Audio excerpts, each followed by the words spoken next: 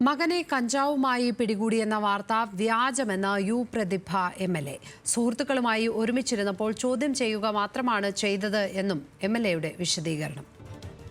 ഇന്ന് വൈകിട്ടാണ് തിന്നാണെങ്കിലും ജീവിക്കാമെന്ന് കരുതുന്ന ഒരു കൂട്ടം കുറച്ച് എല്ലാ മാധ്യമപ്രവർത്തകരുടെ കാര്യമല്ല ഞാൻ പറഞ്ഞത്, കുറച്ച് പേരെങ്കിലും ഉണ്ട്. ആ കൂട്ടത്തിൽ ഇന്ന് ഒരു വാർത്ത വന്നു, കഞ്ചാവുമായിട്ട് എൻ്റെ മകനെ പിടിച്ചു എന്ന് പറഞ്ഞൊരു വാർത്ത വന്നു. എന്നോട് പൊതുവെ മാധ്യമങ്ങൾക്ക് കുറച്ച് വൈരാഗ്യം ഉണ്ടെന്ന് എനിക്കറിയാം. കാരണം പലപ്പോഴായിട്ട് പലര് കാണിച്ച തെറ്റുകളൊക്കെ വിളിച്ചു പറയുന്ന ഒരാളാണ് ഞാൻ.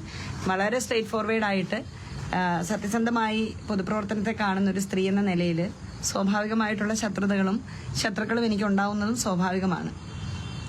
ആമുഖമായി പറഞ്ഞോട്ടെ, കഴിഞ്ഞ തെരഞ്ഞെടുപ്പിൽ എനിക്കൊരു എതിർ സ്ഥാനാർത്ഥിക്ക് പകരം മാധ്യമങ്ങളായിരുന്നു അതിലധികവും വന്നത്.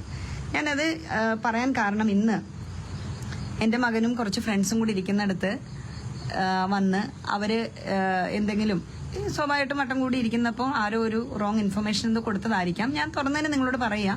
അപ്പം ഇവരോട് എക്സൈസുകാർ വന്ന് കാര്യങ്ങൾ ചോദിച്ചു. സ്വാഭാവികമായിട്ടും പിള്ളേരെ ക്വസ്റ്റ്യൻ ചെയ്തു. അതിനിപ്പം വാർത്ത വരുന്നത് എന്താ, കഞ്ചാവുമായിട്ട് എൻ്റെ മകനെ പിടിച്ചു എന്ന വാർത്തയാണ് വരുന്നത്. ഒരാൾ MLA ആയതുകൊണ്ടോ പൊതുപ്രവർത്തക ആയതുകൊണ്ടോ അതിനൊരു മൈലേജ് കിട്ടുമായിരിക്കും. തിരുത്തേണ്ട ഒരു കാര്യം, നിങ്ങൾ മാപ്പ് പറയേണ്ട ഒരു കാര്യം, കിലോ എത്ര 30 ഗ്രാം കഞ്ചാവുമായിട്ട് എൻ്റെ മകനെ പിടിച്ചു എന്ന വാർത്ത ആധികാരികമാണെങ്കിൽ ഞാൻ നിങ്ങളോട് മാപ്പ് പറയാം. അവന്റെ കയ്യിൽ 30 ഗ്രാം കഞ്ചാവുമായിട്ടാണ് അവനെ പിടിച്ചതെങ്കിൽ ഞാൻ നിങ്ങളോട് മാപ്പ് പറയാം. നേരെ തിരിച്ച് അതല്ല, നിങ്ങൾ തെറ്റായിട്ട് ഈ വാർത്ത കൊടുത്തെങ്കിൽ നിങ്ങൾ പരസ്യമായി മാപ്പ് പറയുകയും തുടർന്ന് നിയമ നടപടികളും കാര്യങ്ങളും ഞാൻ ചെയ്തോളാം. ഞാൻ എന്തായാലും നിയമ നടപടികളുമായിട്ട് മുന്നോട്ട് പോകും.